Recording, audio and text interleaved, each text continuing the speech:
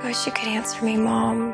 Mr. Atkins said he'd fail me if I was even a minute late again. What's up, guys? So, Insidious Chapter 3 is obviously the third chapter, and now the Insidious trilogy. There are three of these things now, and this one stars Lynn Shay as the same character she's played in the last two films. She's kind of this person that'll, you know, talk to the dead, and she can go into this other world that's parallel to our world, which is called the Further. This film doesn't revolve around her per se, even though she is a lead character in it. The film revolves around this young girl, played by Stephanie Scott, and her name is Quinn in the film. And what her character is trying to do is she's trying to talk to her deceased mother, and she's trying to, contact her from the dead pretty much, and she thinks that she's trying to get in touch with her and all this thing. So she goes to Lynn Shay's character, who plays Elise. Her name is Elise in the film, and she pretty much is just trying to get in touch with her mother, and in doing so, she calls out to another presence that may not be so good. Now, going into this film, I really enjoyed the first Insidious movie. I enjoyed it a lot, actually, and then I really liked the second one as well. I liked one better than two, but I still liked two a lot. And going into this one, it's not directed by James Wan, but it is directed by a guy that has been involved with the series really quite a bit. I mean, this guy was the writer of the first two films and this one. He's the director of this one, and he actually stars in the film as well. He stars in the whole trilogy. He's one of the sort of Ghostbuster characters, if you will, and he works with this other guy, and they're kind of a team with Lynn Shay's character, Elise. But they don't really become a team until, we see them as a team in one and two. But this one is like how they kind of met almost, and how they started working together, but that's just one of the subplots. But mainly this is a horror film, and most horror films nowadays are extremely cliched. They're not scary, there's jump scares galore, and that's not the case with this film. This is a really scary movie, and I can tell you personally, for me, it's very difficult to get me scared in a film. It's a very difficult task to accomplish, to get me scared in a movie.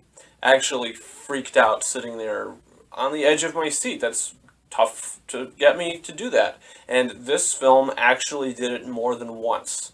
And that is very surprising to me. I mean, I wasn't expecting to think that this movie was actually scary. But there are several scenes in this film that are really scary, and there are some frightening images in this as well. I mean, this is a good horror film, and I'm really happy to say that. I think that the whole Insidious trilogy now is a solid horror trilogy, and that's a good thing. And all the performances are fine as well. I mean, they're actually really good performances. I don't think there's one performance in this movie that was bad. You believed everything that was going on because of the performances, and also because of the writing.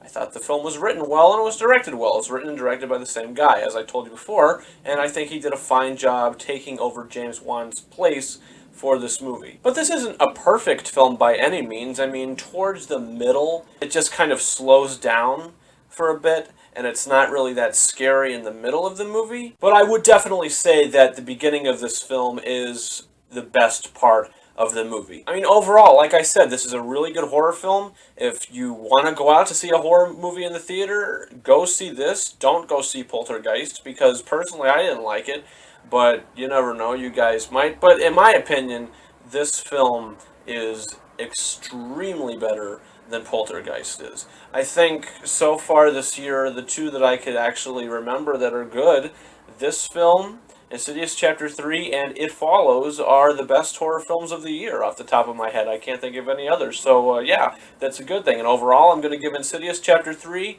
4 out of 5 stars. I really, really enjoyed it. And if I was to give a top 3, I would say I like the first one the best, this in second place, and the second one in third place. But I really enjoy all of them, so that's a really good thing. Now, are they going to make any more? if this does well, then you're probably going to see an Insidious Chapter 4, you might see Insidious Chapter 5, I have no idea. I mean, that's what they do with horror films. If they make money, they continue making them, even if the quality is bad. I mean, for instance, that's exactly what they did with the Paranormal Activity franchise. The first one, really good. The second one, good. The third one, my favorite of the series. Paranormal Activity 4 was significantly worse than all three of them put together. That's just my opinion. And then the marked ones was worse than 4. And now there's another Paranormal Activity coming out. Paranormal Activity, The Ghost Dimension, I believe it's called. So, you know, they're just really milking the horse until there's hardly any milk left, and they're just squeezing all of it out. And all that milk is money. And they're just squeezing it all out of the people until there's no more, until they had enough.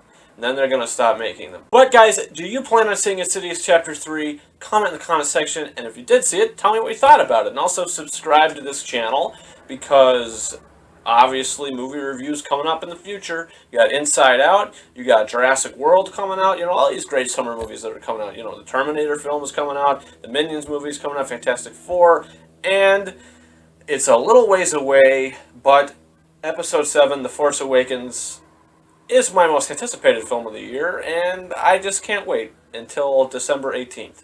And that's going to be fantastic. But, guys, once again, oh yeah, and also, this Tuesday, Kingsman: The Secret Service comes on Blu-ray. I can't wait to pick it up. Also, Project Almanac comes on Blu-ray. I did like it, and I might get it, because I heard on some commercials that they're putting like a $10 movie pass in there for any film, I guess. I don't really look into it. But if that is the case, then I'm probably going to get Project Almanac. And then Ex Machina and It Follows come to Blu-ray next month, so you can expect unboxings for those. So yeah, guys, as always, thank you very much for watching, and I hope you subscribe. Over and out.